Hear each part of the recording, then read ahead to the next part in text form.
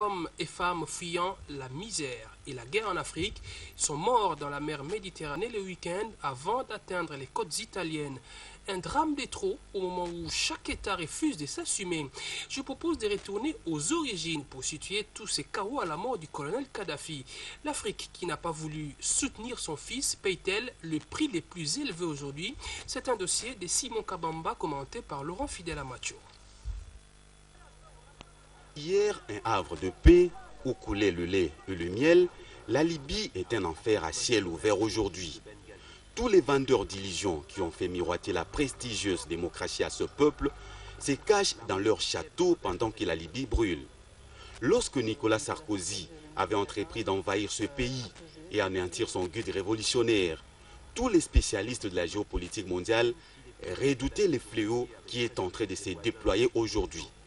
Le colonel Kadhafi avait expliqué à qui voulait l'entendre qu'il était au mulet de plusieurs alliances ethniques et qu'il constituait un rempart contre le terrorisme au Maghreb.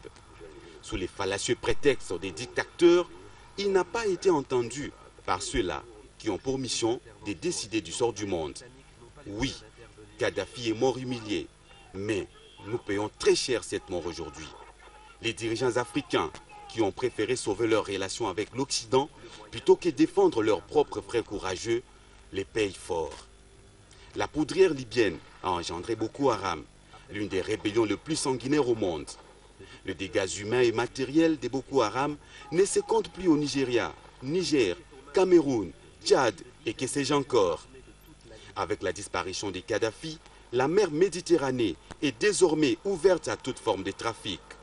Chaque semaine, des centaines, voire des milliers d'hommes, femmes, jeunes et vieux s'y noient sans que cela ne trouble la conscience des personnes. Les Soudanais, Éthiopiens, Érythréens et autres qui fuient la misère dans leur pays tombent dans le piège des passeurs véreux et s'y noient avant d'atteindre les côtes espagnoles et italiennes. Le terrorisme a un nouveau siège mondial, la Libye. Chaque jour, 5 à 7 bombes éclatent et détruisent des centaines de vies. Vous, les Occidentaux, c'est maintenant qu'il faut instaurer la démocratie dans ces pays, assurer les services après-vente. Vous vous demandez comment mettre fin à cette immigration clandestine au déferlante? Comment freiner le terrorisme qui se répand comme un virus à chaque minute? Comment rendre le Mali calme et fréquentable? Réglons d'abord l'équation libyenne. Le monde était prévenu. Il paye son entêtement, pourvu que cette leçon serve à l'avenir. Mesdames, Messieurs, voici maintenant les rappels des principaux